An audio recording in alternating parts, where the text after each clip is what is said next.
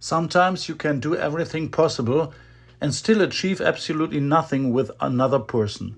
Sadly, I have had to experience this in my own life as well. No matter what you do, no matter what you try, no matter how many new attempts you make, if a person does not want to change, then they simply do not want to. That was probably exactly the case back then in the story before the people of Israel left Egypt. The king at that time, Pharaoh, was simply unwilling to bow before God and set aside his own will. Again and again, God gave him signs. Again and again, plagues come upon Egypt. Again and again, Pharaoh was given the opportunity to change course and let go. But as soon as the trouble was over, his heart became hard again. In today's impulse, we read, "But when Pharaoh saw that the rain and the hail and the thunder had ceased, he sinned yet again and hardened his heart." This is exactly what is so frightening.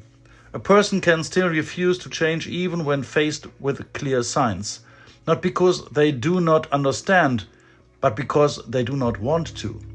And I believe we still experience this today. People can become so trapped in their pride, bitterness, stubborn, that they seem unreachable by anything anymore, neither by love, nor reason, nor warnings.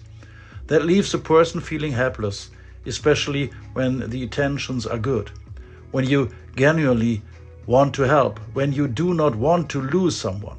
But at some point, you also have to realize this. Not every person wants to be rescued.